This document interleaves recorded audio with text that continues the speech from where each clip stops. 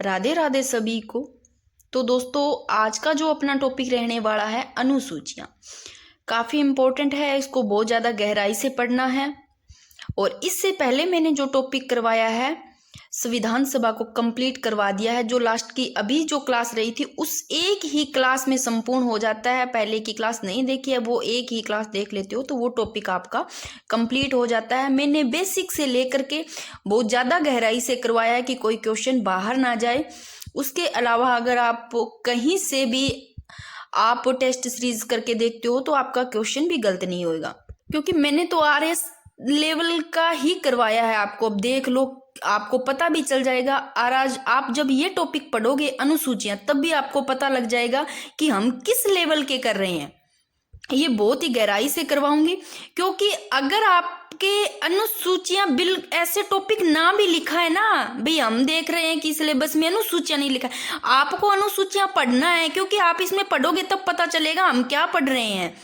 ये टॉपिक है, क्योंकि आप जब इसमें कौन से में संशोधन हुआ, कैसे हुए, सब पढ़ोगे तो आपके क्वेश्चन पूछे जाते हैं। और इसमें इतनी मैं बताऊंगी कि शपथ कौन नहीं लेते, कैसे भी क्वेश्चन बन सकते हैं, बने हुए क्वेश्चन है।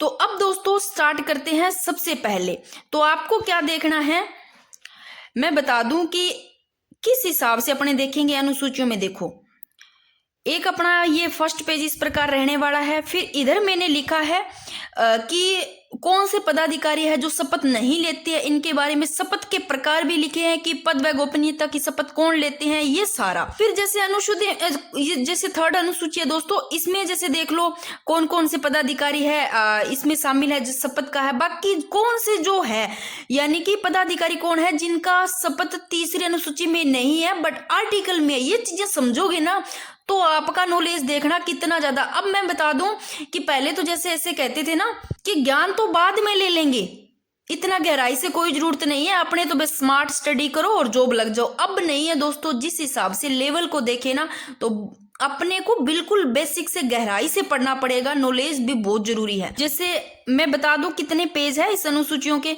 फिर देखो मैंने इधर ये सारे लिखे हैं। फिर एक इम्पोर्टेंट इसी में ही जैसे क्षेत्रों का है ना प्रशासन अनुसूची, उसमें एक 244 आर्टिकल है जो काफी इंपॉर्टेंट है। और फिर ये देखो, आप खुद ही देख लो। फिर इधर 2 पेज ये आ जाएंगे। बहुत ज्यादा मैंने गहराई से लिखा है, आपको शायद ही इतने डीपली कहीं से मिले, यूट्यूब पे तो बिल्कुल भी ना मिलेंगे। तो सबसे पहले दोस्तों स्टार्ट करते हैं कि एक एक चीज आराम से समझना है। मैं बिल्कुल आराम से समझाऊंगी, दिमाग में भी बैठ जाएगा। किस मूल संविधान में कितनी अनुसूचियां थी? 8 थी।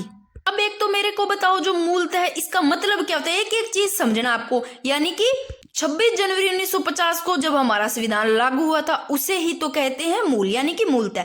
तो मूल संविधान में 8 अनुसूची, वर्तमान में 12 अनुसूची। 2 चीज तो आपको सभी को पता होगी ये। फिर बात करते हैं दोस्तों सबसे पहले अनुसूची 1। इसमें क्या है? अनुसूची 1 में है संघ व राज्य क्षेत्र। ठीक है, अनुसूची 1 में क्या उल्लेख है? संघ व राज्य क्षेत्र का। अब एक लाइन लिखी है मैंने कि अनुसूची जो 1 है ना दोस्तों, इस पर प्रभाव किसका पड़ता है? आर्टिकल 3 अनुच्छेद 3 के तहत होने वाले परिवर्तन का प्रभाव अनुसूची 1 में पड़ता है। नेक्स्ट देखो, अनुसूची 1 में ध्यान रखना है संघ व राज्य क्षेत्र, बच्चे बच्चे को पता है। अनुसूची 2 में वेतन भत्ते। इस प्रकार याद रखना आप, 1 में संघ व राज्य क्षेत्र, 2 में वेतन भत्ते, 3 में शपथ।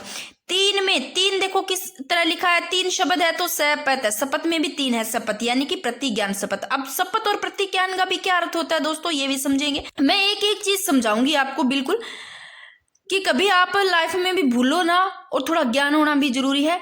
तो अनुसूची 2 में है संवैधानिक पदाधिकारियों के वेतन भत्ते। अब वेतन भत्ते की बात करते हैं तो दोस्तों इनमें किन किन का उल्लेख है अनुसूची 2 में? सबसे पहले मैंने एक लाइन लिखी है कि राष्ट्रपति व राज्यपाल, इनके लिए मैंने वेतन भत्ता, वेतन यानी कि ना लिख करके क्या लिखा है, प्रिलब्धियां शब्द लिखा है, जो कि इसके लिए ज्यादा ये सही रहेगा। राष्ट्रपति व राज्यपाल अगर आता है प्रिलब्धियां शब्द तो इनके लिए ध्यान रखना। तो ये उल्लेख दोस्तों अनुसूची 2 में यानी कि संवैधानिक पदाधिकारियों के वेतन भत्ते के कौन किन किन का उल्लेख है? राष्ट्रपति व राज्यपाल, प्रिलब्धियां शब्द, आया है। लोकसभा विधानसभा के अध्यक्ष उपाध्यक्ष हो गए, राज्यसभा विधानसभा के सभापति और उपसभापति आ गए। अब यहाँ पर मैंने सीधा लिखा है सुप्रीम कोर्ट और हाई कोर्ट के न्यायाधीश और सीएजी नियंत्रक एक महालेखा परीक्षक, ये तो आपको पता होगा। तो अब दोस्तों अनुसूची 1 में संघ व राज्य क्षेत्र, अनुसूची 2 में संवैधानिक पदाधिकारियों के वेतन भत्ते। अब देख लेना किन किन का उल्लेख है। फिर दोस्तों मैंने एक लाइन लिखी है किस चीज की, देखो नोट, उपराष्ट्रपति को राज्यसभा सभापति के रूप में वेतन प्राप्त होता है। मैं ये इस प्रकार लिखा है कि जो दोस्तों उपराष्ट्रपति है इनको कोई वेतन नहीं मिलता, क्योंकि उपराष्ट्रपति है ना, इनको दोस्तों राज्यसभा और सभापति के रूप में वेतन प्राप्त होता है। क्योंकि एक चीज आप समझना, क्या उपराष्ट्रपति के नाम से कोई काम है ही नहीं? क्या काम है उपराष्ट्रपति के? तो सिर्फ 2 ही काम है। क्या क्या काम है? यानी कि ये एक तो देखो जो राज्यसभा है उसके सभापति के रूप में काम करते हैं, यानी कि वेतन है वो जो राज्यसभा के सभापति हैं उनके रूप में इनको मिलता है। तो राष्ट्रपति को राज्यसभा सभापति के रूप में वेतन प्राप्त होता है। ये लाइन इसलिए लिखा है कि आप ध्यान रखना। अब दोस्तों इसमें मैंने इतना ही बताया आपको। ये देखो सबसे पहले कि मूल संविधान में 8 अनुसूचियां थी, वर्तमान में अब 12 है, ध्यान रखना। अनुसूची 1 में संघ व राज्य क्षेत्र, जो कि आर्टिकल 3 है, इसके तहत होने वाले जो परिवर्तन है उनका प्रभाव इस अनुसूची 1 पे पड़ता है। फिर अनुसूची 2 में है संवैधानिक पदाधिकारियों के वेतन भत्ते, तो इन सब का उल्लेख है। राष्ट्रपति व राज्यपाल के लिए शब्द लिखा है प्रिलब्धियां शब्द, लोकसभा और विधानसभा के अध्यक्ष व उपाध्यक्ष, राज्यसभा विधानसभा के सभापति उपसभापति और सुप्रीम कोर्ट हाई कोर्ट के न्यायाधीश और सीएजी। ठीक है। अब मैंने लिखा है कि उपराष्ट्रपति को किन के रूप में वेतन मिलता है? राज्यसभा और सभापति के रूप में। ठीक है। फिर अनुसूची 3 देखनी है दोस्तों। अनुसूची 3 में क्या है? अनुसूची 3 में संवैधानिक पदाधिकारियों की शपथ व प्रतिज्ञान। देखो किन किन का उल्लेख है। संसद, जो कि विधानमंडल के उम्मीदवारों की शपथ होगी, संसद विधानमंडल के सदस्य की शपथ, संघ राज्य के मंत्रियों की शपथ आ गई, सुप्रीम कोर्ट और हाई कोर्ट के न्यायाधीश की शपथ, सीएजी, इन सब का उल्लेख इसमें है। फिर एक लाइन लिखा है दोस्तों, क्योंकि इनकी शपथ का उल्लेख तो अनुसूचित 3 में है, बट राष्ट्रपति, उपराष्ट्रपति, राज्यपाल, इनका अनुसूचित 3 में उल्लेख नहीं है, तो फिर इनका कहाँ है? इनका आर्टिकल में है। पूछ ले अगर क्वेश्चन आए कि राष्ट्रपति की शपथ का उल्लेख ऑप्शन में आए अनुसूचित 3 में या फिर अनुच्छेद 60 में, तो इनका अनुसूचियों में नहीं है। राष्ट्रपति का शपथ अनुच्छेद 60 में है, उपराष्ट्रपति का 69 में है, राज्यपाल का 159 आर्टिकल में। तीनों आर्टिकल ध्यान रखना। राष्ट्रपति पहले आता है तो 60 छोट कम इनका हो जाएगा, उपराष्ट्रपति थोड़ा बाद में लिखते हैं, उपराष्ट्रपति बाद में, तो 69, राज्यपाल का 159 में। ठीक है। अब दोस्तों मैंने एक लाइन लिखी है वेरी वेरी इंपॉर्टेंट, ये इनके बारे में अगर क्वेश्चन आता है कि वे कौन से पदाधिकारी है जिनकी शपथ का प्रावधान अनुसूचित 3 में न होकर अलग से अनुच्छेद में है उल्लेखित है, तो कौन से हो जाएंगे? ऑप्शन में आपको अगर 3 ऑप्शन इस प्रकार दिए जाते हैं, एक लाइन में दे दिया राष्ट्रपति, उपराष्ट्रपति, राज्यपाल, फिर एक में दे दिया कि संसद विधानमंडल के सदस्य की शपथ, या फिर संघ राज्य के मंत्रियों का, या फिर संसद विधानमंडल के उम्मीदवार, कुछ भी दे दिया, तो ये सब इनका तो अनुसूचित 3 में है, इन तीनों का नहीं है, अनुसूचित 3 में नहीं है, आर्टिकल में आ जाता है। ये चीज समझ में आई। फिर मैंने एक लाइन लिखी है यहाँ पर, वे पदाधिकारी जिनकी शपथ होती नहीं है, कौन होते हैं जिनकी शपथ नहीं होती है? और इससे पहले एक लाइन ध्यान रखना, रुको, एक लाइन मैंने लिखी है कि प्रधानमंत्री और मुख्यमंत्री, पीएम और सीएम, इनके जो संविधान में शपथ की कोई शब्दावली नहीं है। अगर पूछे कि कौन से है जिनकी संविधान में शपथ की कोई शब्दावली नहीं है, यानी कि कोई उल्लेख नहीं है, बट इनकी जो शपथ है मंत्री के रूप में शपथ होती है। किनकी? क्योंकि जो पीएम और सीएम है ना, ये मंत्री के रूप में शपथ लेते हैं, ध्यान रखना। तो इनका संविधान में शपथ का कोई उल्लेख नहीं है, यानी कि कोई शब्दावली नहीं है पीएम और सीएम का। किन के रूप में लेते हैं? तो मंत्री के रूप में लेते हैं। ये लाइन भी मैंने लिखी है, मैंने एक एक चीज लिखी है, बेसिक चीजें अगर आपको नहीं पता है, क्योंकि पढ़ने में थोड़ा मजा भी आना चाहिए, इसी हिसाब से मैंने लिखा है। तो अब देखो एक लाइन यहाँ लिखी है कि वे पदाधिकारी जिनकी शपथ होती नहीं है, कौन है? लोकसभा विधानसभा के अध्यक्ष उपाध्यक्ष, इनकी शपथ नहीं होती है। राज्यसभा विधानसभा के सभापति उपसभापति, महान्यायवादी, महाधिवक्ता, इनकी भी शपथ नहीं होती है। अब मेरे को बताना, मैंने करवाया है क्या महान्यायवादी केंद्र में होते हैं राज्य में, तो महाधिवक्ता राज्य में होते हैं केंद्र में, मेरे को ये बताना, मैंने करवाया है बहुत अच्छे से। अब यहाँ पर मैंने एक लाइन लिखी है कि शपथ के प्रकार 4 कैसे? अगर पूछ ले कि संविधान व विधि की रक्षा, ये शपथ कौन लेते हैं? संविधान व विधि की रक्षा राष्ट्रपति और राज्यपाल साहब लेते हैं। तो संविधान के प्रति निष्ठा की शपथ कौन लेते हैं? निष्ठा की उपराष्ट्रपति लेते हैं। पद और गोपनीयता की मंत्री और पीएम व सीएम लेते हैं, क्योंकि ये मंत्री के रूप में लेते हैं। दोस्तों अभी थोड़ी देर पहले मैंने लाइन बोली थी कि प्रधानमंत्री और मुख्यमंत्री, इनके संविधान में शपथ का कोई उल्लेख नहीं है, बट ये मंत्री के रूप में शपथ लेते हैं। मंत्री के रूप में कौन लेते हैं? पद व मंत्री, पीएम, सीएम, ठीक है ना। और ये पद व गोपनीयता की शपथ लेते हैं। फिर है विधि की मर्यादा, ये न्यायाधीश लेते हैं। शपथ के 4 प्रकार बताए हैं, बहुत ही इंपॉर्टेंट है। क्वेश्चन किसी प्रकार आ सकता है, विश्वास मत करना। मैंने एनसीईआरटी की बुक से भी एक एक लाइन को लिखा है दोस्तों। ये आरएस लेवल के है दोस्तों, जो नोट्स मैं आपको करवा रही हूं बहुत ही शानदार है। आप इन नोट्स पे विश्वास कर सकते हो आंख बंद करके, क्योंकि इससे अच्छी आपको YouTube पे तो नहीं मिलेगी, बट हाँ कहीं से अच्छे कोई सर से कोचिंग करो पैसे लगा करके, तब जरूर आपको इस प्रकार की क्लास मिल सकती है। तो अब एक बार फिर से देख लो, क्या देखा कि मूल संविधान में 8 अनुसूचियां थी, वर्तमान में 12 है। अनुसूची 1 में संघ व राज्य क्षेत्र का उल्लेख, अनुसूची 2 में संवैधानिक पदाधिकारियों के वेतन भत्ते। तो 3 में क्या है? 3 में दोस्तों शपथ व प्रतिज्ञान। अब यहाँ पर मैंने 2 शब्द लिखे हैं, शपथ और प्रतिज्ञान। इन दोनों का क्या अंतर है ये भी तो देखो। शपथ यानी कि जब लेते हैं ना शपथ, जब कोई क्या कि ईश्वर में विश्वास करके, यानी कि ईश्वर को कुछ मान करके शपथ लेते हैं। प्रतिज्ञान यानी कि ईश्वर को ना मान करके जब कोई सत्यनिष्ठा से लेते हैं। तो ये दोनों इनका ऊपर मैं लिख देती हूँ। शपथ यानी कि शपथ ईश्वर में विश्वास करके शपथ लेंगे, और प्रतिज्ञान यानी कि कुछ जो नास्तिक भी होते हैं ईश्वर में विश्वास न करके, वो सिर्फ सत्यनिष्ठा का। तो ये मैं लिख देती हूँ। मैं इसी तरह करवाऊंगी, बिल्कुल इसी प्रकार आपको सही लगे तो आप देखना, क्योंकि एक एक चीज का भी पता होना चाहिए। अब देखो अनुसूचित 3 में तो इन सब का है उल्लेख, शपथ या प्रतिज्ञान का जो पदाधिकारियों का है, बट जो अनुसूचित 3 में न होकर अलग से अनुच्छेद में है वो ये पदाधिकारी है, राष्ट्रपति हो गए, उपराष्ट्रपति, राज्यपाल। फिर दोस्तों चलते हैं, अब तक अपनों ने देखा कि अनुसूची 1 में संघ व राज्य क्षेत्र, 2 में वेतन भत्ते, 3 में शपथ प्रतिज्ञान, ठीक है ना। ऊपर मैंने लिख दिया इनका। अनुसूची 4 में क्या है? अनुसूची 4 में सीटों का आवंटन, राज्यसभा की सीटों का आवंटन अनुसूची 4 में है। तो अनुसूची 5 में क्या है? अनुसूची 5 में अनुसूचित क्षेत्रों का प्रशासन। दोनों को रट लो, 4 में तो सीटों का, 5 में अनुसूचित क्षेत्रों का प्रशासन। अब देखो दोस्तों, एक मैंने लाइन लिखी है कि राज्यसभा की सीटों का आवंटन जनसंख्या के आधार पर किया जाता है। ध्यान रखना, सभी को पता है कि राज्यसभा की सीटों का आवंटन है वो जनसंख्या के आधार पर किया जाता है। बट एक लाइन मैंने आगे लिखा है वर्तमान में, ये लाइन इंपॉर्टेंट है कि वर्तमान में 1971 की जनगणना के आधार पर माना गया है, ठीक है, ये लाइन इंपॉर्टेंट है। फिर आगे लिखा है, देखो राज्यसभा की सीटों का आवंटन जनसंख्या के आधार पर अनुसूची 4 में है, राज्यसभा की सीटों का आवंटन जो कि जनसंख्या के आधार पर। अगर पूछे वर्तमान में कौन सी जनगणना के आधार पर है, तो वर्तमान में 1971 की जनगणना।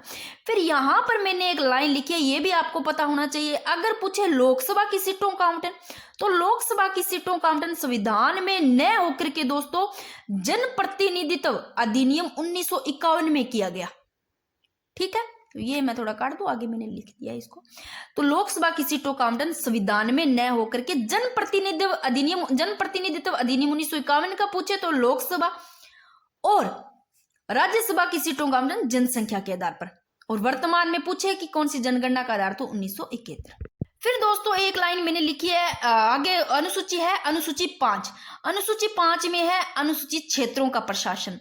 तो भारत के किसी भी क्षेत्र को अनुसूचित क्षेत्र घोषित करने की शक्ति किसको प्राप्त होती है? अगर क्वेश्चन आ जाए कि भारत के किसी भी क्षेत्र को अनुसूचित क्षेत्र घोषित करने की शक्ति किसके प्राप्त होती है, किसके पास है, तो राष्ट्रपति साहब के पास है। Very very important line. फिर देखो इन क्षेत्रों में जल, जंगल व जमीन की सुरक्षा हेतु जन परिषद के गठन का प्रावधान है, जिसमें 20 सदस्य होंगे। देखो अनुसूची 5 में तो अनुसूचित क्षेत्रों का प्रशासन है, बट 6 पढ़ेंगे उसमें ये 3 है, असम, मिजोरम, मेघालय, त्रिपुरा। इसमें आएगा ना, इसमें पहला अनुसूचित 5 है, तो इसमें देखो 20 सदस्य होंगे, जिसका उल्लेख आर्टिकल 244(1) में किया गया। क्योंकि अब बिल्कुल ऐसे पढ़ने से कुछ नहीं होगा कि अनुसूची 5 को पढ़ लिया, इसमें किसका प्रावधान है, अनुसूची 6 में पढ़ लिया। डीपली पढ़ना पड़ेगा, क्वेश्चन यहां से आते हैं, तो क्वेश्चन गहराई से पूछेंगे, बेसिक से लेकर के तो आपको सारा पढ़ना है। फिर देखो इसमें क्या आता है, फिर इसमें यानी कि पहले 5 पढ़ रहे हैं तो इसमें आर्टिकल 244(1), 6 बाद में आता है तो इसमें अनुच्छेद 244(2). अब पढ़ते हैं इनको कि अनुसूची 5 में अनुसूचित क्षेत्रों का प्रशासन है। अगर पूछे कि भारत के किसी भी क्षेत्र को अनुसूचित क्षेत्र घोषित करने की शक्ति किनको प्राप्त है, तो राष्ट्रपति साहब को है। इन क्षेत्रों में जल, जंगल व जमीन की सुरक्षा हेतु जल परिषद के गठन का प्रावधान है। जन परिषद के गठन का प्रावधान है, जिसमें सदस्य कितने होंगे, 20 सदस्य होंगे, जिनका उल्लेख किसमें, आर्टिकल 244(1) में है। ये लाइन ध्यान रखना। फिर इसके बाद में आती है अनुसूची 6। इसमें दोस्तों कौन से राज्यों का प्रशासन है, 3 नाम। आप इसको ना अमी मैत्री से याद कर लो। अमी मैत्री से याद करोगे तो ऐसे असम, मी से मिजोरम, मे से मेघालय, त्री से त्रिपुरा, ये 3 आते हैं अनुसूची 6 में। इन राज्यों का प्रशासन है। बट मणिपुर नहीं है, कहीं मणिपुर आता है तो गलत मत कर देना, मेघालय है। मे लिखा है ना अपनों ने, असम, मिजोरम, मेघालय, त्रिपुरा, इन राज्यों का प्रशासन अनुसूची 6 में है। तो देखो इन क्षेत्रों में जल, जंगल व जमीन की सुरक्षा हेतु जनपद के गठन का प्रावधान है, बट इसमें 30 सदस्य होंगे। अनुसूची 5 में भी इनका ही जन परिषद का गठन है, बट इसमें 20 सदस्य होंगे, आर्टिकल 244(1). तो इसमें यानी कि 10 ज्यादा कर दो, 30 अनुसूची 6 में। आर्टिकल फिर किन का उल्लेख है, 244(2) का, याद हो गया। अब दोस्तों अनुसूची आती है 7, 6 के बाद में अनुसूची 7 आती है। इसमें है विषयों का आवंटन यानी कि बंटवारा। वैसे इसको अगर यहां समझ नहीं आता है तो मैंने आगे भी लिखा है, अपने वहां से देख लेते हैं। ये रहा, यहां पर आपको बहुत अच्छे से समझ आएगा। अनुसूची 7 में विषयों का आवंटन व बंटवारा। अब देखो दोस्तों इसमें जो सूची है, संघ सूची, राज्य सूची, समवर्ती सूची, 3 सूचियां हैं। अब जो संघ सूची है दोस्तों, इसमें पूछे अगर मूलतः यानी कि पहले मैंने एक आपको चीज बताई है कि मूलतः का अर्थ क्या है। वैसे ये बच्चे को पता होता है, फिर भी देखो कई ऐसे होते हैं बिल्कुल भी नॉलेज नहीं होता है, तो हर चीज मैं बेसिक से बताऊंगी आपको।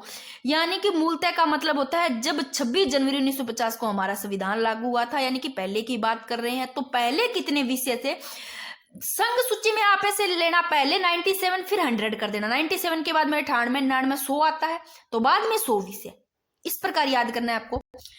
तो अनुसूची 7 में विषयों का आवंटन बंटवारा है, जिसमें संघ सूची, पहले संघ आता है, केंद्र है ना, फिर राज्य, फिर समवर्ती सूची लेना है आपको। तो संघ सूची में मूलतः में विषय पूछे तो 97, वर्तमान में 100। तो यहां पर कानून कौन बनाता है, संघ में संघ ही बनाएगा, केंद्र यानी कि केंद्र ही बनाएगा, यानी कि संसद में केंद्र। तो राज्य सूची में दोस्तों मूलतः विषय पूछे, यानी कि पहले कितने थे, तो यहाँ ज्यादा पहले करने हैं, जहां यहाँ तो 97 फिर 100 की राज्य सूची में। आपको इस प्रकार सीक्वेंस वाइज याद रखना है, 97 फिर 100, फिर राज्य सूची आता है, राज्य सूची में 66, 61, पहले 66 फिर 61। तो यहाँ पर केंद्र कौन बनाएंगे, राज्य सूची में राज्य ही बनाएंगे, तो राज्य यानी कि राज्य विधानमंडल में आता है और संसद में केंद्र, ठीक है ना, केंद्र में संसद होता है, राज्य में विधानमंडल, सॉरी। और समवर्ती सूची देखो दोस्तों, समवर्ती सूची पहले तो देखो कहां से ली गई, ऑस्ट्रेलिया से, ये लाइन ध्यान रखना। फिर इसमें मूलतः विषय पूछे कि पहले विषय कितने थे, तो पहले 47 पहले आता है, फिर 52 आता है, तो मूलतः इसमें विषय 47 थे, वर्तमान में 52 है। अब दोस्तों यहां कौन बनाएंगे अब कानून, संघ में केंद्र बना रहा है, राज्य में राज्य बना रहा है, समवर्ती सूची में समवर्ती है, तो दोनों ही बनाएंगे। अब एक लाइन यहाँ पर ध्यान रखना है, आपको बहुत डीपली पढ़ना पड़ेगा, हर चीज को ध्यान रखना है कि यहाँ केंद्र और राज्य कानून तो दोनों बनाएंगे, बट एक लाइन मैंने लिखी है कि दोनों के कानूनों में टकराव होने पर ज्यादा प्रभावी कौन होगा, केंद्र ही होगा दोस्तों, राज्य नहीं होगा, केंद्र होगा, इनको ज्यादा मान्यता दी जाएगी। अगर दोनों में टकराव हो जाता कानूनों को लेकर के, ठीक है, दोनों के कानूनों में टकराव होने पर ज्यादा प्रभावी माना जाएगा केंद्र को। ये लाइन समझ में आ गई। अब फिर से देख लो अनुसूची 7 में विषयों का आवंटन बंटवारा का आर्टिकल होता है दोस्तों 248। इसमें कौन से विषय आते हैं, इसमें आते हैं जो नए विषय यानी कि अवशिष्ट विषय, और ये ना तो संघ सूची में आते हैं, ना ही दोस्तों राज्य सूची में आते हैं, ना ही ये आते हैं समवर्ती सूची में, ये तीनों में नहीं आते हैं। जो अवशिष्ट विषय, इनका अवशिष्ट विषयों का इसमें प्रावधान है। अब देखो जो आर्टिकल 248 है, इसमें देखो किन का प्रावधान है, अवशिष्ट विषयों का है। तो ये कहां से ग्रहण किए गए, कनाडा से ग्रहण किए गए। अब एक लाइन ये ध्यान रखना कि इन नए विषयों पर कानून बनाने का अधिकार किसका होगा, तो अधिकार केंद्र का होगा दोस्तों। ऐसे विषय, अवशिष्ट विषय कौन से, ऐसे विषय जिनका उल्लेख किसी में भी नहीं है, ना तो संघ सूची में, ना राज्य सूची में, ना समवर्ती सूची में। क्योंकि अब जो एक सेरोगेसी मदर है ना, सुना होगा, किराए की कोख, इनको लेकर के अब कुछ समय पहले ही कानून बना था। तो इसमें कौन से आते हैं? देखो 248 में अवशिष्ट विषयों का प्रावधान जो कनाडा से ग्रहण किए गए इन विषयों पर विधि बनाने का अधिकार किन का होगा, शक्ति किन के, केंद्र को होगी प्राप्त होगी। जैसे साइबर क्राइम हो गए, सेरोगेसी मदर यानी कि किराए की कोख। जैसे आप लोगों ने देखा होगा कोई लेडीज है ना, उसको मान लो बच्चा नहीं हो रहा है तो वो बच्चा अपने किसी दूसरी महिला के कोख में मतलब पालती है, ऐसे कोई टेक्नोलॉजी के अकॉर्डिंग। तो इसमें क्या है दोस्तों, जो आर्टिकल 23 है वो कहता है कि मानव के शरीर के अंगों से कोई भी खरीद फरोख्त नहीं कर सकता, वो उस पर रोक लगाता है। जैसे कोई देखा होगा कामकाजी महिलाएं होती है या फिर कोई विदेशी महिलाएं होती है, वो क्या करती है, किसी दूसरी महिला को पैसे दे करके, जैसे गरीब मान लो कोई जिनको यानी जरूरत होती है उनको पैसे दे करके यानी कि कोख से उनमें बच्चा पल रहा होता है उनको, वैसे आपने देखा होगा कई बार सीरियल वगैरह में भी देखा होगा। तो जिस महिला को पैसे दे करके उसकी कोख में बच्चा पाला जा रहा है तो दोस्तों उसका तो शोषण किया जा रहा है। तो आर्टिकल 23 इस पर रोक लगाता है। तो ये ना भी ये हो सकता है कि मान लो कोई महिला मां नहीं बन रही है तो उसके ब्लड रिलेशन की कोई महिला है उस पर जरूर सेरोगेसी का प्रयोग कर सकती है, बट उसके कोख में बच्चा पालक करके उनके जो शरीर के अंग है उनका इस तरह से खरीद नहीं कर सकती। तो थोड़ा सा इस आर्टिकल को भी ध्यान रखना 248 जिसमें अवशिष्ट विषय आते हैं जो नए विषय है, तो इन पे कानून बनाने का अधिकार केंद्र को होगा। इसमें जैसे कि साइबर क्राइम, सेरोगेसी मतलब ये आ जाते हैं। ठीक है दोस्तों, एक लाइन मैंने लिखी है वेरी वेरी इंपॉर्टेंट कि 42वें संविधान संशोधन 1976 द्वारा 5 विषय, ये जरूर ध्यान रखना 5 विषय है जो समवर्ती सूची में डाली गई, पूछे जा सकते हैं कि 42वें संविधान संशोधन 1976 द्वारा 5 विषय समवर्ती सूची में कौन से डाले गए। शिक्षा, वन व वन्य जीव डाला गया, पक्षी संरक्षण, न्याय प्रशासन, बाट व मापतोल यानी कि नापतोल। ठीक है, फिर ये देखो कि राज्य सूची के विषयों पर केंद्र द्वारा कानून, यानी कि राज्य सूची के जो विषय है उन पर कानून विधान बनाने का केंद्र द्वारा। अब देखो राज्य सूची के विषयों पर केंद्र तो कानून बना सकती है, लेकिन जो राज्य द्वारा है ना वो केंद्र के विषय पर नहीं बना सकती। ठीक है, तो अब इसमें देखो आर्टिकल मैंने लिखे हैं कि अनुच्छेद 249, अनुच्छेद 250, 252, 253, ये सारे आर्टिकल आप देख लो कितना 49 है, 50 है, 52, 53। इसमें क्या लिखा है आपको भाई पढ़ना पड़ेगा, चाहे आपको टफ लगे चाहे कुछ भी लगे। बिल्कुल आजकल शॉर्ट पढ़ने से कुछ नहीं होगा, तो आपको डीपली पढ़ना पड़ेगा, चाहे आपको भी ये कैसे भी लगे, हार्ड लगे कि हमें समझ में नहीं आ रहा। मैं तो कोशिश कर रही हूँ समझाने की। देखो राज्य सूची के विषयों पर केंद्र द्वारा कानून यानी कि विधान, आर्टिकल 249 है, इसमें राज्य सूची का ऐसा विषय जो राष्ट्रीय महत्व से संबंधित है। 49 में क्या है, राज्य सूची का कौन सा विषय जो किससे राष्ट्रीय महत्व से संबंधित है, वो अनुच्छेद 249 में आता है। यानी कि राज्य मान लो कि इसमें क्या है, राष्ट्रीय महत्व से संबंधित है। यदि मान लो राज्यसभा है वो विशेष बहुमत से क्या है प्रस्ताव पारित कर दे तो कानून है वो केंद्र द्वारा बनाया जा सकता है। यानी कि अगर राज्यसभा मान लो कि कोई प्रस्ताव लेकर आता है, वो विशेष बहुमत से मान लो पारित हो जाता है, तो उस पर कानून कौन बनाएगा, उस पर कानून बनाएगा केंद्र।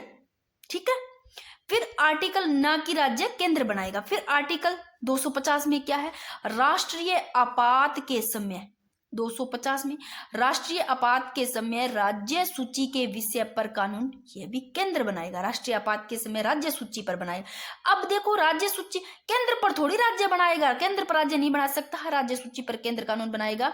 और प्रभावी पूछे कब तक रहेगा, तो ऐसा कानून प्रभावी रहेगा 6 माह तक, ये भी ध्यान रखना, 6 माह के बाद कानून अपने आप क्या हो जाएगा, समाप्त हो जाएगा।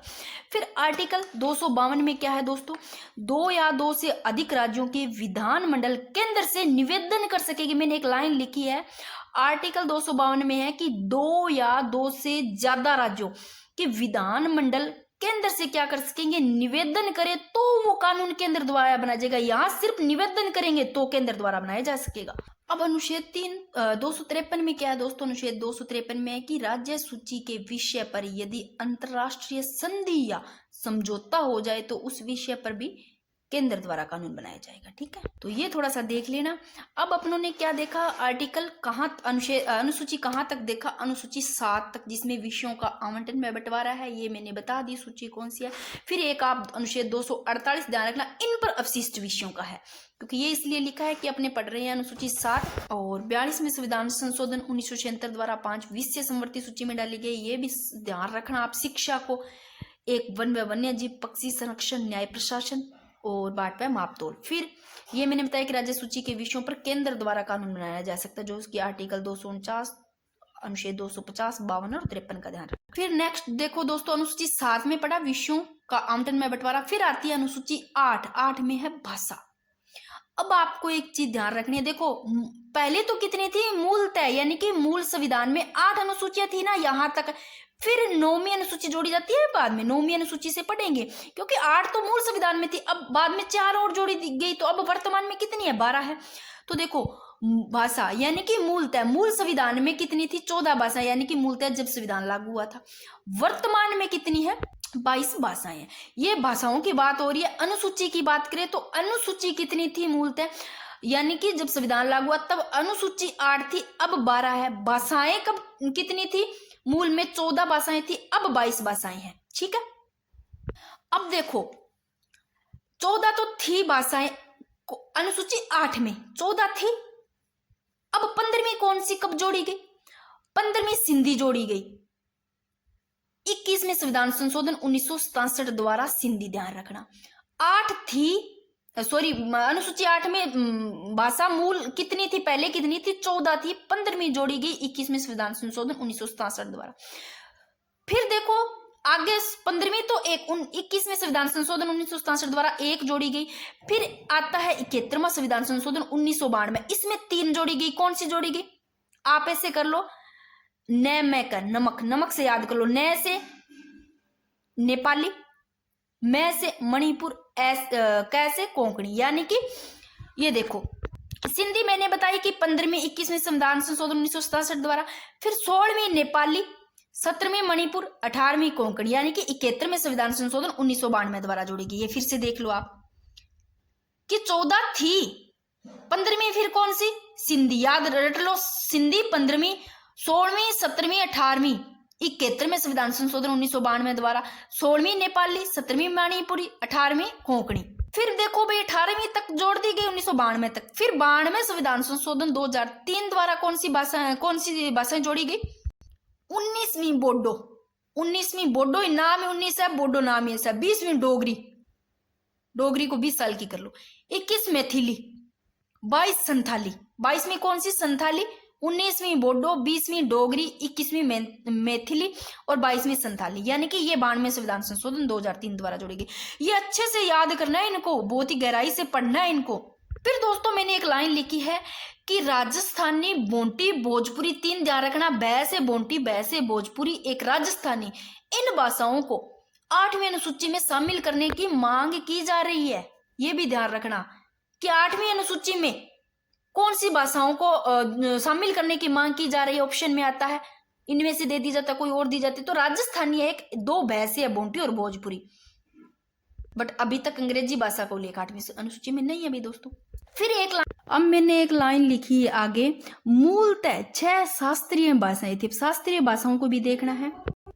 शास्त्रीय भाषाओं का पूछे ना तो पहले कितनी थी, मूलतः 6 शास्त्रीय भाषाएं थी, लेकिन ये ध्यान रखना 2025 में 5 भाषाओं को और मान्यता प्रदान की गई। हर चीज को ध्यान रखना है। आपको पूछे कि 8वीं अनुसूची में कौन सी भाषाएं हैं जिनको शामिल करने की मांग की जा रही है, तो राजस्थानी, बोंटी, भोजपुरी। अगर शास्त्रीय भाषाओं का पूछे कि मूलतः कितनी शास्त्रीय भाषाएं थी, 6 थी। कौन कौन सी 6 थी, ये देखो 6 मूलतः कितनी थी, संस्कृत थी, 2 तो तय से तमिल और तेलुगु थी, कन्नड़ थी, मलयालम थी, ओडिया थी, यानी कि ये 6 शास्त्रीय भाषाएं पहले थी। ये रही 2025 पै से 25 पै से 5 पै से ही पाली, पै से ही प्राकृत, से याद रह जाएगा। पाली प्राकृत 2 तो ये, और तय वाली पहले थी तमिल तेलुगु, ठीक है ना, मूलतः यानी कि तब पहले थी। अब पाली प्राकृत, बंगाली, मराठी और असमिया, इन भाषाओं को और मान्यता प्रदान कर दी गई, तो 6 और 5 टोटल 11। अब जो एक ओडिया है ना दोस्तों, इसका ध्यान रखना कि ओडिया भाषा का, मूलतः ओडिया भाषा का उल्लेख कौन से, 46वें संविधान संशोधन 2011 द्वारा इसका नाम क्या कर दिया गया, ओडिया कर दिया। पहले उड़िया था, उड़िया, ठीक है। एक लाइन और लिख लेना चाहिए, मैं यहाँ लिख दूंगी, यहाँ तो जगह नहीं है, पर आगे जब वो खाली पेज है ना उस पर लिख दूंगी। एक ओंकार सिंह लिखा हुआ था, उसके बारे में एक लाइन लिखनी है, वो भी आप देख लेना। 2025 में कौन सी भाषाओं को मान्यता दी गई? पाली, प्राकृत, बंगाली, मराठी, असमिया को। फिर देखो दोस्तों अनुसूची 9, अनुसूची 9 में क्या है ये, अब देखो 8 तो थी, यानी कि पहले 8 थी मूलतः, मूल में 8 थी पहले, वर्तमान में कितनी हो गई? 12 अनुसूची होगी, तो 9 में जोड़ी गई। फिर कब जोड़ी गई है? देखो प्रथम संविधान संशोधन 1951 द्वारा जोड़ी, बाहर से आवाज आ रही थी। अनुसूची 9 यह जोड़ी गई प्रथम संविधान संशोधन 1951 द्वारा। तो इसमें देखो भूमि सुधार से संबंधित कानून है अनुसूची 9 में, यह भी ध्यान रखना। जोड़ी कब गई अनुसूची? प्रथम संविधान संशोधन 1951। और इसके उद्देश्य की बात करें तो भारत में जागीरदारी व्यवस्था का उन्मूलन करना एवं न्यायपालिका के पुनरावलोकन की शक्ति को सीमित करना। अब मैंने यहाँ पर एक लाइन लिखी है कि 1951 से लेकर के 1973 तक किसी भी कानून को अगर कानून बना देते हैं, 1951 से लेकर के 1973 तक अगर कोई कानून बना करके इस 9वीं अनुसूची में अपने डाल देते हैं तो न्यायपालिका जांच नहीं करेगी, क्योंकि अगर मूल की बात करते हैं, मूल में है तो उसके खिलाफ तो जांच नहीं करेगी न्यायपालिका। अगर मूल ढांचे के खिलाफ है तो न्यायपालिका जांच करेगी। तो भाई 1973 से 2000 तक उस कानून की जांच करेगी जो मूल ढांचे के क्या है, खिलाफ है। आज भी मान लो कोई अपने कानून बना करके इस 9वीं अनुसूची में डाल देते हैं तो न्यायपालिका उसकी जांच करेगी, बट जो मूल में था यानी कि 1951 से 1973 तक कोई कानून है बना करके इसमें डालते हैं तो उसकी जांच नहीं करेगी। ये जरूर ध्यान रखना, पहले का अगर कोई भी है तो वो उस पर जांच नहीं होगी, अब अगर कानून बना करके डाले तो उसकी जांच होगी। तो अनुच्छेद 9 अनुसूची 9 किस कब कौन जोड़ी गई? कौन से संविधान संशोधन? प्रथम संविधान संशोधन 1951 द्वारा, भूमि सुधार से संबंधित कानून है। अब चलते हैं दोस्तों, कुछ ये इसमें है कि 1973 में एक जो केशवानंद भारतीय बनाम केरल राज्य 1973। अब दोस्तों आप लोगों ने बार बार यहाँ पढ़ा है कि बनाम लिखा होता है इसका, इसका अर्थ ही होता है वर्सेस वी एस, यानी कि वर्सेस केश, कहाँ भी इसे लिखा होता है उसका अर्थ यही होता है कि जो केशवानंद भारतीय इसके द्वारा केरल के खिलाफ है, यानी कि जो केश है इस प्रकार ही होता है। बनाम का अर्थ ही होता है वर्सेस, ठीक है। कई बार ऐसे लिखा होता है समझ नहीं आता, थोड़ा सा बता देती हूँ। इसमें देखो केशवानंद भारतीय बनाम केरल राज्य 1973 है, इसमें उच्चतम न्यायालय ने कहा कि ऐसा कोई कानून जो संविधान के मूल ढांचे के क्या है, विपरीत है, न्यायपालिका उसका पुनरावलोकन करेगी। अगर दोस्तों मूल ढांचे में है तो उसका कोई पुनरावलोकन नहीं करेगी, कोई जांच नहीं करेगी न्यायपालिका।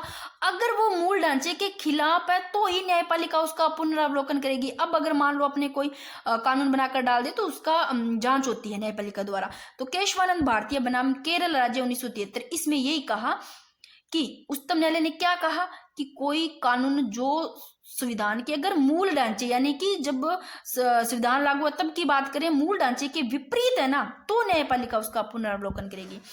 फिर आता है एक IR कोहलोवाद, कहीं कहीं पर ये आपको RR भी मिलेगा, RR यहाँ पर लिखा होगा कुछ बुक्स में, IR कोहलोवाद 2007। सभी प्रकार के कानूनों का पुनरावलोकन किया जाएगा, सारे प्रकार के कानूनों का पुनरावलोकन किया जाएगा, लेकिन जो कानून इस 1973 से पूर्व 9वीं अनुसूची में डाले तो न्यायपालिका उनका पुनरावलोकन नहीं करेगी। यानी कि 19 से पहले के अगर कोई भी कानून है ना वो अगर डाल दे तो उसका जो न्यायपालिका है वो जांच नहीं करेगी, पुनरावलोकन नहीं करेगी। बट अब कोई अगर मान लो कानून बना करके डाल दिया गया तो उसकी जांच की जाएगी भाई। तो ये दोनों जरूर ध्यान रखना। केशवानंद भारतीय बनाम केरल राज्य, इसमें क्या 1973 में क्या कहते हैं कि संविधान के मूल ढांचे के विपरीत न्यायपालिका उसका पुनरावलोकन करेगी।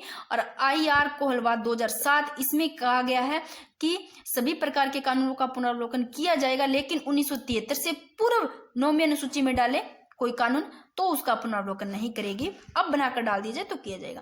फिर आती है अनुसूची 10। अब तक अपनों ने क्या पढ़ा एक बार फिर से देख लो। अनुसूची 1 में संघ व राज्य क्षेत्र, 2 में वेतन भत्ते, 3 में शपथ, तो 4 में सीटों का आवंटन है राज्यसभा की सीटों का, 5 में है अनुसूचित क्षेत्रों का प्रशासन, तो 6 में क्या है, 6 में अमी मैत्री नाम ध्यान रखना, यानी कि असम, मिजोरम, मेघालय, त्रिपुरा, यानी मणिपुर नहीं है। तो 7 में क्या है, 7 में विषयों का आवंटन यानी कि बंटवारा, ये रहा 7 में विषयों का आवंटन बंटवारा, ये मैंने सारे बता दिए। फिर एक आर्टिकल अनुच्छेद 248 भी ध्यान रखना, इसमें आ जाते हैं अवशिष्ट विषय जो नए विषय है, ठीक है ना। फिर देखा अनुसूची 8 में है भाषा, ठीक है, अनुसूची 8 में भाषा मूलतः 14 भाषाएं थी, अब वर्तमान में 22 है, ये भी ध्यान रखना। ये मैंने लिख दिया है कब कौन सी जोड़ी गई, आप देख लेना। और अभी 8वीं अनुसूची में और शामिल करने की जो मांग की गई है राजस्थानी, भोंटी, भोजपुरी, ये भी ध्यान रखना। शास्त्रीय भाषाओं का भी ध्यान रखना। फिर अनुसूची 9 में क्या है, अनुसूची 8 में भाषा, तो अनुसूची 9 भूमि सुधार से संबंधित कानून है इसमें। अब देखते हैं अनुसूची 10। तो ये देखो अनुसूची 10 52वां संविधान संशोधन 1985 द्वारा जोड़ा गया। 10वीं अनुसूची कब जोड़ी गई, 22वां संविधान संशोधन 1985 द्वारा। और दल बदल से संबंधित कानून, ये अनुसूची 10 में ध्यान रखना। दल बदल से संबंधित पूछे तो अनुसूची 10 में कब जोड़े गए, 22वां संविधान संशोधन 52वां संविधान संशोधन 1985 द्वारा। अब इसमें मैंने ये चीजें आपको ध्यान रखना है। पहले तो देखो दल बदल है क्या, इसको समझोगे तभी आपको पता चलेगा कि दल बदल किनको माना जाएगा, दल बदल किनको नहीं माना जाएगा। वैसे पता भी होना चाहिए, नहीं पता है तो लिख लो आप यहाँ पर। तो मेरे को या तो मैं जगह थोड़ी है, फिर ये ऐसे हो जाएगा, आप लिख लो कि दल बदल किसी विधायक या संसद का किसी दल के टिकट पर, कोई दल का टिकट है उस पर मान लो निर्वाचित होकर के उसे छोड़ देता है या फिर कोई अन्य दल में शामिल हो जाता है। यानी कि कभी छोड़ दिया, कभी दूसरे दल में शामिल हो गया, फिर आ गया, कभी दूसरे दल में शामिल हो गया, तो वो दल बदल होता है भाई। किसी दल के टिकट पर निर्वाचित होकर उसको छोड़ देगा या फिर कोई अन्य दल में शामिल हो जाता है, वो दल बदल माना जाता है। तो दल बदल माना कौन जाएगा, दल बदल माना कौन नहीं जाएगा। अब देखो दल बदल किनको माना जाएगा और दल बदल किनको नहीं माना जाएगा। देखो यदि 2/3 से कम सदस्य अगर दूसरे दल में शामिल हो जाए तो वो दल बदल में माना जाएगा।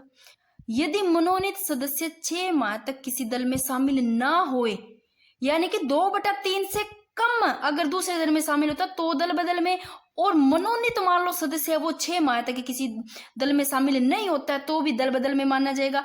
तो दल बदल में माना कौन सा ना जाएगा, अगर 2/3 से ज्यादा सदस्य, 2/3 से अधिक सदस्य दूसरे दल में शामिल हो जाए तो दल बदल नहीं माना जाएगा, माना जाएगा 2/3 से कम सदस्य दूसरे दल में शामिल होता है। और यदि निर्दलीय स्वयं किसी दल में शामिल हो जाए, अगर खुद शामिल होता है या फिर खुद स्वयं की इच्छा से पार्टी छोड़ देता है तो भी दल बदल माना जाएगा। अगर भाई यहाँ पर इस पार्टी में चुना रहा है तो वो खुद क्यों छोड़ देगा, स्वयं नहीं छोड़ेगा। कोई मान लो दूसरी पार्टी है, यानी कि जो पार्टी है वो अगर खुद निकाल देती है तो नहीं माना जाएगा, खुद नहीं छोड़ेगा स्वयं किसी दल, यानी कि स्वयं कोई दूसरे दल में शामिल हो जाए या फिर खुद छोड़ दे, पार्टी को आप छोड़ देता है तो वो दल बदल में माना जाता है। यदि पार्टी के आदेश यानी कि वही जो आदेश का अगर उल्लंघन करता है, वही आदेश है ना, उनका उल्लंघन करता है तो भी माना जाता है। फिर अब दल बदल माना कौन नहीं जाएगा, यहाँ 2/3 से कम दूसरे सदस्य में शामिल तो माना जाएगा। ज्यादा 2/3 से अधिक सदस्य दूसरे दल में शामिल हुए तो नहीं माना जाएगा। यदि पूरी पार्टी का विलय अगर दूसरे दल में हो जाए तो भी नहीं माना जाएगा।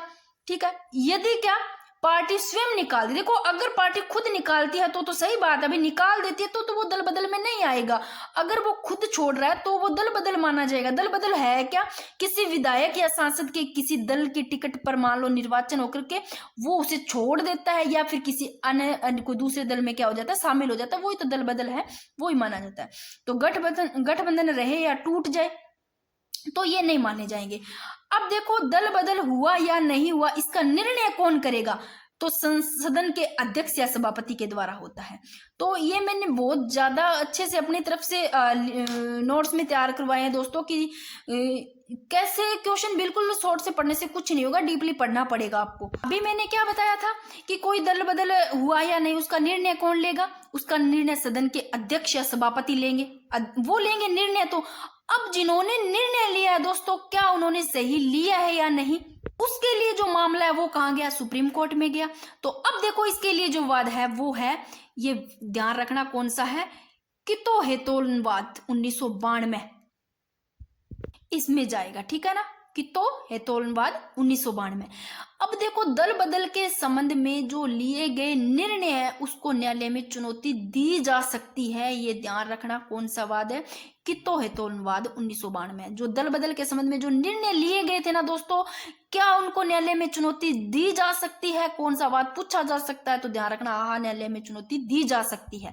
फिर एक लाइन लिखी है नोट, मूलतः जब संविधान लागू हुआ तब की बात हो रही है, मूलतः दल बदल के संबंध में 1/3 से कम सदस्यों का प्रावधान था। ध्यान रखना, यानी कि मूलतः पूछे तो दल बदल में कितने सदस्यों का प्रावधान था? 1/3। बट 2/3 कब कर दिया गया? 2/3 कब कर दिया गया? 91 संविधान संशोधन 2003 द्वारा 2/3 कर दिया गया।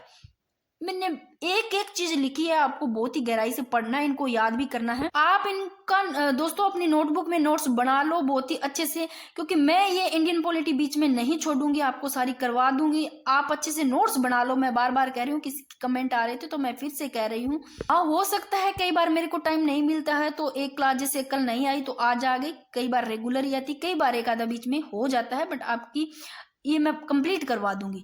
और अगर आपको इससे भी डीपली, इससे भी ज्यादा कहीं मिलते हैं ना, तो कुछ भी लिखते हो, मान लो आपने ये अनुसूची लिखी तो इसमें थोड़ी जगह छोड़ दो, उसमें कुछ और ऐड कर लो, इसी प्रकार नोट्स तैयार होंगे। बट मुझे नहीं लगता कि कोई चीज छोड़ी है, मैंने कोई चीज नहीं छोड़ी, इससे ज्यादा और डीपली शायद ही मिले आपको। तो 11वीं अनुसूची कब जोड़ेगी? देखो 11वीं और 12वीं, 11वीं अनुसूची तो जोड़ी गई 73वां संविधान संशोधन 1992, तो 12वीं कब जोड़ी गई? 74वां संविधान संशोधन 1992। अब 11वीं अनुसूची देखो 73वां संविधान संशोधन 1992, और 11वीं किससे संबंधित है? पंचायती राज से संबंधित है। कितने विषय? 29 विषय है। लागू कब हुई? लागू 24 अप्रैल 1993 को। तो 11वीं पंचायती राज से संबंधित 29 विषय, तो 12वीं नगरीय निकाय से संबंधित है दोस्तों, इसमें 18 विषय। लागू कब? 1 जून 1998 को। अब फिर से देखो 11वीं अनुसूची 73वां संविधान संशोधन 1992, तो 12वीं 74 में, और 11वीं में पंचायती राज से संबंधित, 12वीं नगरीय निकाय से संबंधित है, और 11वीं में 29 विषय है, और 12वीं में 18 विषय। तो 11वीं कब लागू हुई? 24 अप्रैल 1993 को, और 12वीं 1 जून 1998 को। अब मुझे नहीं लगता भैया आपको ना समझ में आया। अपनी तरफ से मैंने पूरी कोशिश की है समझाने की भी, याद करवाने की, बट याद तो आपको ना ऐसे है भी याद करना पड़ेगा। मूल संविधान में 8 अनुसूचियां थी, वर्तमान में 12 अनुसूचियां, ठीक है, 4 बाद में जोड़ी गई। अब ये हो गया होगा, 2 मिनट में फटाफट रिवीजन कर लो। मूल संविधान में 8, वर्तमान में 8 अनुसूचियां हैं। अनुसूची 1 में संघ व राज्य क्षेत्र, जिसमें कि अनुच्छेद 3 के तहत होने वाले प्रभावी अनुच्छेद 1 पर पड़ता है। अनुच्छेद 2 में वेतन भत्ते, ये देख लेना। ये जो है दोस्तों पदाधिकारी, इनके अनुसूची इनका ध्यान रखना कि इनको जो वेतन है, जो उपराष्ट्रपति साहब इनको राज्यसभा और सभापति के रूप में मिलता है, ये थोड़ा उपराष्ट्रपति का ध्यान रख लेना, वो अनुसूची 3 में है। अनुसूची में शपथ का, ठीक है ना, शपथ अनुसूची 3 में है, जिसमें कि अगर पूछ ले कि अनुसूची 3 में शपथ न होकर कौन से पदाधिकारी जिनका अनुच्छेदों में है, तो राष्ट्रपति का अनुच्छेद 60 में, उपराष्ट्रपति का 69 में, राज्यपाल का 59 में, ठीक है।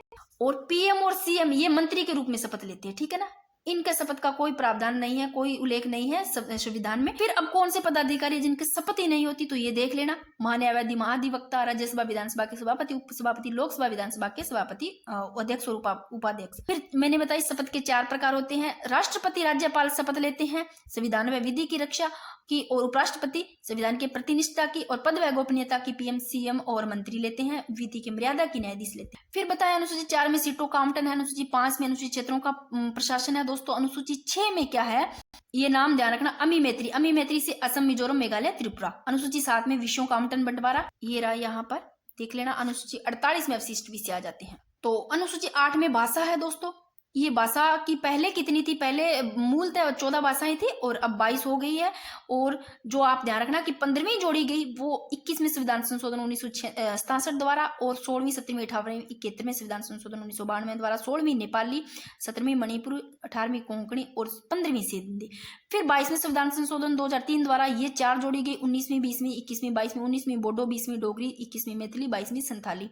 अभी 8वीं अनुसूची में शामिल करने की मांग जो की गई है वो राजस्थानी, भोंटी और भोजपुरी को। और शास्त्रीय भाषाओं का भी ध्यान रखना, मूलतः कितनी थी? 6 थी। कौन सी? संस्कृत, तमिल, तेलुगु, कन्नड़, मलयालम, ओडिया। और 2025 में 5 भाषाओं को और मान्यता प्रदान की गई, पाली, प्राकृत, बंगाली, मराठी, असमिया। मैं एक लाइन और लिख देती हूँ, इधर लिख देती हूँ, यहाँ पर एक लाइन लिखती हूँ मैं, ये देखो, मूलतः जब संविधान लागू हुआ तब उड़िया भाषा का उल्लेख था। कौन सी भाषा? उड़िया। फिर इसका ओडिया कब नाम कर दिया गया?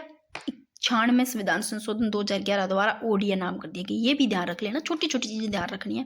फिर राजस्थानी भाषा के व्याकरण निर्माण हेतु ये नाम ध्यान रखना, ओंकार सिंह लखावत, इसकी अध्यक्षता में एक समिति का गठन भी किया गया, ये ध्यान रख लेना, क्योंकि अभी अनुसूची 8 में राजस्थानी, भोंटी और भोजपुरी उनको भी शामिल करने की मांग की गई है। फिर अनुसूची 10 जो कि दल बदल से संबंधित कानून इसमें है, और कब जोड़ी गई? 52वां संविधान संशोधन 1985। फिर 11वीं अनुसूची कब जोड़ी गई? 73वां संविधान संशोधन 1992, तो 12वीं 74वां संविधान संशोधन 1992, ठीक है ना। ये पंचायती राज से 11वीं और ये है नगरीय निकाय से संबंधित। अब शायद आपको ये टॉपिक भी क्लियर हो गया होगा।